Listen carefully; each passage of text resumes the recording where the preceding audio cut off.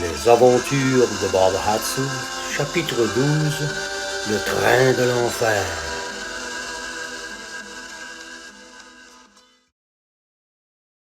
Merci, Bob. Pas de mystère entre toi et moi.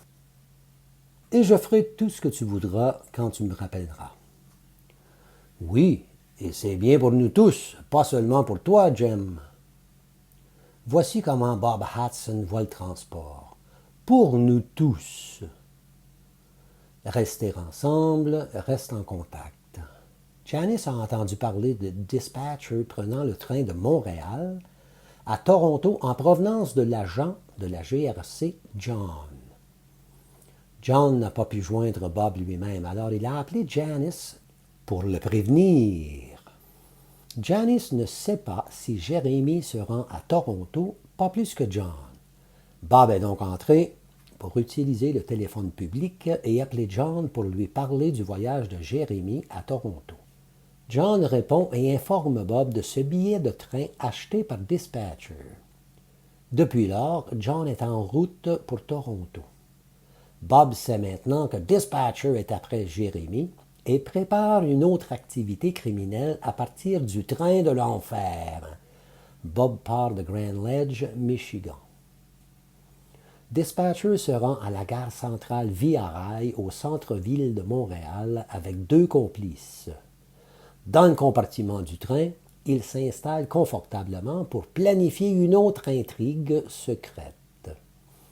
Ce train devient maintenant le train de l'enfer. L'arrivée à Toronto aura lieu à 8 heures du matin. Tout le monde peut se rejoindre là-bas, y compris Bob, mais il ne le veut pas. Dispatcher sait que Bob est occupé par l'importance de son propre voyage, alors peut-il préparer le complot contre Jérémy sans craindre Bob. Cependant, en ce qui concerne la GRC, elle s'occupera de l'intrigue de Dispatcher. Complot de Dispatcher, Dispatcher appelle Jérémy et lui indique que l'adresse de destination de la livraison a changé pour Toronto. Tandis que John de la GRC a acheté un billet de Kingston à Toronto, à mi-chemin entre Montréal et Toronto, il sera dans le train avec Dispatcher. Bob arrive à Port-Huron, Michigan, frontière à Sarnia, Ontario, Canada. Bob présente son manifeste à l'agent des douanes. Les papiers de Bob sont sous courtier en douane de Derringer. L'agent demande à Bob de se rendre au quai. Il doit faire une inspection sur son chargement. Bob accepte. Tout pour retarder Bob avec sa cargaison. Ça sent le complot de Dispatcher, mais Bob a encore beaucoup de temps devant lui. En fait, Dispatcher a appelé les autorités à la frontière pour se plaindre sur la légalité de ce camion et sa remorque avec ses marchandises. En retardant Bob, Dispatcher peut alors intercepter cette charge au Canada avant sa destination. Pendant ce temps, John monte dans le Hell's Train à Kingston, en Ontario. Il demande au crieur de train le compartiment de Dispatcher, montrant son badge de la GRC. Pendant que Bob à la frontière attend que les agents inspectent sa remorque, il contacte publiquement un agent fédéral pour lui demander s'il peut appeler à la frontière pour certifier les numéros de connaissement et recevoir une attestation plus rapide de l'agent des douanes. Dans le train, John, écoutant à la porte du compartiment de Dispatcher, entend le méchant causeur de troubles appeler Jérémy. Il lui annonce qu'il devra attendre 24 heures avant le déchargement. Complot pour retarder Bob afin qu'il ne soit pas dans le chemin de Dispatcher. John a la confirmation que Dispatcher veut interrompre le voyage de Bob avec l'intention de voler le voyage. Confirmation, Bob est libre de quitter les douanes, après entente avec l'agent. 2 heures d'attente, le connaissement est certifié. Bob s'engage sur l'autoroute 402 en direction de London, en Ontario. Loin de moi d'être en désaccord et de critiquer le comportement de Jérémy, mais il se dirige vers une chute, observe Bob. La familiarité engendre le mépris. Cependant, Jérémie est un bon ami à moi, je vais donc considérer ceci comme un tapis magique et verrai quant à sa compréhension. Étant un vieux joueur d'expérience, je pense qu'il reviendra sur Terre et résumera ce voyage occasionnel comme une erreur. J'espère qu'il reviendra du bon côté de la route. Le magnétisme de Dispatcher masque la vision du conducteur dans tous ses sens. Pour certains, c'est au-delà de leur compréhension. De nombreux ballons d'essai furent créés à partir de l'idée principale. L'organisation Casino attend les réponses des entreprises de transport et des clients se rendant au Costa Rica dès qu'ils seront prêts. Des réponses positives et négatives sont toutefois venues de partout. Le principal intérêt entre Dispatcher et les clients du casino est l'argent. En accord avec les modes de vie de différentes sociétés et les subtilités des transports relatifs, les deux partagent un gain financier. Casino invite l'alcool, la prostitution, les gangsters, les assassins, etc. Cependant, ils ne partagent pas tous le même avis sur ce projet. De nombreuses erreurs viennent avec le consentement de certaines personnes de la banlieue. Le casino est un grand cirque et peut être extrêmement dangereux. À Toronto, Dispatcher cherche l'arrivée de Jérémie avec son chargement et veut s'assurer qu'il sera à la bonne adresse pour qu'il puisse gérer son intrigue. L'intrigue s'épaissit lorsque les activités de Bob se compliquent. Les actions de Dispatcher sont répréhensibles et lorsque Bob réagit à chaque mouvement de sa part, le complot devient littéralement une explosion émotionnelle. John a contacté Jérémie pour vérifier l'adresse qu'il avait de Dispatcher. John conduit la voiture de Elder, son partenaire, qui l'attendait à la gare de Toronto. Il veut atteindre Jérémie et lui dire qu'il sera probablement victime de sabotage ce soir, ainsi qu'une possibilité de dynamitage sur son camion, et d'entendre des coups de fusil autour de lui. Alors, attention! Cependant, John invite Jérémie à laisser son camion à cette adresse afin que nous puissions attraper Dispatcher directement sur la scène du crime, espère John. Jérémie accepte de faire ce que John lui demande, laissant le camion à l'adresse de Toronto et s'en aller. Il veut aider Bob à atteindre sa destination. John demande à 2 autres agents de surveiller le camion de Jérémie, tandis que lui et Elder verront aux activités autour du camion de Bob. Bob à London Truck Stop, Ontario, est heureux de n'être qu'à 450 milles de Montréal et de voir la lumière au bout du tunnel. Après avoir bu une tasse de café sur la galerie, Bob regarde autour de lui, mais rien de suspect ne semble apparaître. Bob fume un petit cigare et profite de la beauté matinale. Changement d'idée pour aller à Toronto, Bob préfère rester où il est et se prépare à aller dormir ici à la gare routière de London. Pas de souci aujourd'hui, ça va éloigner le docteur, décide Bob. Alors que Jérémie est en sécurité, John et Elder se rendent à London en gardant un œil sur l'autoroute au cas où ils verraient Bob. S'ils ne le voient pas, ils s'arrêteront à la gare routière de London. Michael Pop de la GRC, disciple du GPS, signale à John que le magique Peterbilt est à London. Le GPS de la remorque positionne l'arrêt de camion London pour Bob. John et Elder avec Jérémie, arrivant à London, garent la voiture loin de la remorque de Bob. Ils se garent du côté du stationnement des voitures devant le restaurant. Ils entrent et attendent. Bob dort. Chaque alarme est activée sur le camion et la remorque de Bob. Au moindre contact, l'alarme se mettra à chanter. Le soleil brille tard dans la nuit. Tout ce que nous entendons, ce sont les roues des camions qui tournent dans le stationnement et la dépression des freins pneumatiques à la station-service. Certains parlent sur la galerie du resto où les rires sont les témoins du royaume des grands routiers. Bob est à la maison ici. Recevant une pluie glacée, la route attend Bob. La dernière étape sera glissante et nécessitera de la prudence. Les roues devront tourner. Aucun signe pour le moment de Dispatcher et sa troupe, mais beaucoup de circulation tourne sur le stationnement.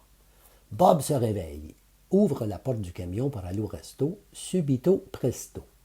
Jérémy de la voiture de RCMP est très heureux de voir M. Hudson si calme se diriger vers le magasin. Sous son chapeau, Bob surveille tout autour de lui.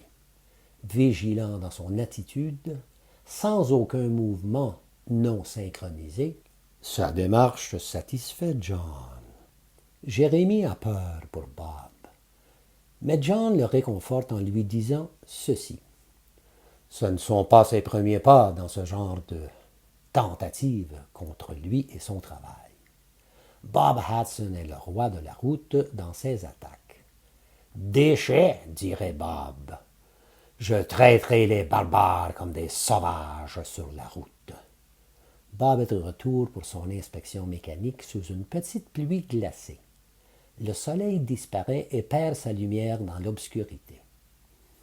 Avec sa lampe de poche, Bob satisfait sa curiosité sous son camion avec un miroir, au bout d'une perche de 6 pieds de long, pour voir sous son Hercule et entre les essieux. On ne sait jamais, les explosifs sont petits et légers de nos jours, mais peuvent détruire un camion en 1000 morceaux. John est impressionné par le professionnalisme de Bob. Jérémy hoche la tête. John exprime combien Bob aime ce qu'il fait pour nous tous et pour la communauté en général. Un répartiteur n'est qu'un autre obstacle qu'il surmontera et en sortira vainqueur à la fin, déclare John. Bob Hudson est le diable lui-même avec un cœur de Dieu. S'il y a quelqu'un pour nous aider à capturer Dispatcher, c'est lui et personne d'autre. Bob est notre homme, et pour lui, il ne fait que son travail. Les larmes aux yeux de Jérémy écoutant John décrire à quel point Bob est merveilleux. Bob est prêt à partir. Toute lumière allumée sur Peterbilt, il quitte l'embrayage et appuie doucement sur la pédale de carburant pour analyser à quel point c'est glissant sur le stationnement afin d'être prêt sur la route. Sur le globe central, Jack Crombie et M. Cram célèbrent au Costa Rica. Une célébration pour une proposition acceptée par la ville de San José a développé le bord de l'eau dans le golfe de Nicoya près de Punta Arenas. « Ensemble, nous pouvons faire quelque chose de grand, déclara M. Cram. Une fois la population adoptée, cela signifie que le tour est joué. La magie, c'est merveilleux. Par la résolution adoptée, M. Crombie aura le droit de vendre des lots à M. Cram pour la construction du casino.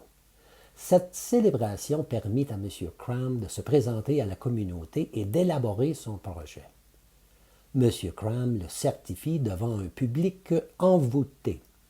Le projet sera géré par un homme formidable au nom de M. Dispatcher et qu'il est bien connu. Un projet comme celui-ci offrira plus d'emplois que jamais dans l'Équateur. Organiser un transport pour les vacanciers entre l'aéroport et l'hôtel du casino réconfortera les clients. Ceci certifiera qu'ils seront dans la partie centrale de la ville, ce qui signifie plus de circulation pour le commerce du centre-ville. Le Crams projet est une merveille pour les hommes d'affaires du Costa Rica. Tous les cartels offrent leur aide au projet et installeront leur propre entreprise en fonction des actions du casino. M.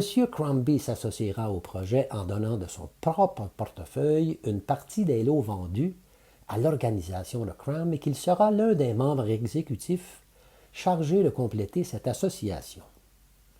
Terminant le discours en encourageant les invités de la soirée, en racontant « Ce pays, par son climat idéal, est le paradis pour réaliser toutes nos ambitions et partager une vie de famille unique au monde. » Ce projet est présenté maintenant comme la plus grande évolution de l'Équateur. Est et sera. Vocifération, applaudissements tonitruants, les gens célèbrent leur propre future fortune. Alors que M. Dispatcher est surveillé de très près, de plus en plus de complices poursuivent le camion de Jérémie. Certains explosifs sont particulièrement dangereux autour du champ de vision de Jérémie, et surtout lorsque leur action détruira l'objectif visé, le camion. Mais la même opération pour les objets ou les bâtiments environnants provoquera une même destruction massive. Besoin de personnel qualifié pour exécuter l'installation de ces moteurs destructifs.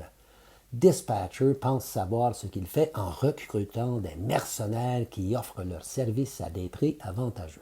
Dispatcher, relativement au contrat de son casino, pense avoir découvert le monde entier. Bob quitte le truck stop de London.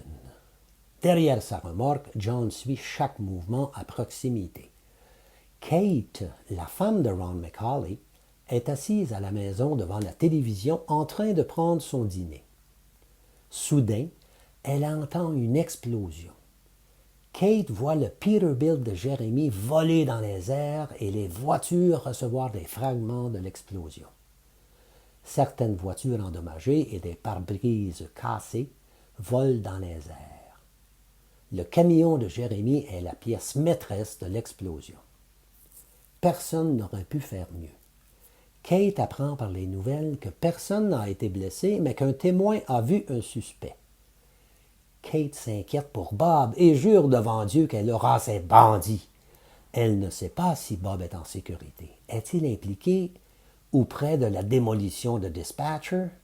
Bob ne peut contacter personne. Pauvre Kate, quand elle verra le camion de Jérémie dans les airs, pense Bob, elle explosera aussi. Au moins, nous allons capturer les bandits par cette action. Chaque palpation organisée dans cette action est grandement synchronisée, mais personne ne le savait. Depuis le train jusqu'au camion de Jérémie, la GRC suivait la course de Bob Hudson qui attirait l'attention de Dispatcher. Tout devait amener Dispatcher à commettre des erreurs en violant toutes les règles et en jouant avec le temps. Bob était certain que Dispatcher perdrait la tête, le jeu étant trop complexe pour chaque opération à entreprendre. Au moment où Dispatcher était occupé avec le camion de Jérémie, Bob avait dormi. En pleine forme, Bob conduira toute la nuit. Mieux la nuit pour la circulation et le danger est loin de la population sur la route. Moins de circulation signifie plus de place pour Bob pour manœuvrer et accélérer la vitesse. Mais dans ces moments, Bob doit conduire avec beaucoup de prudence. Une nuit de solitude pour Bob. Ensuite, le piège à rat est évidemment attendu.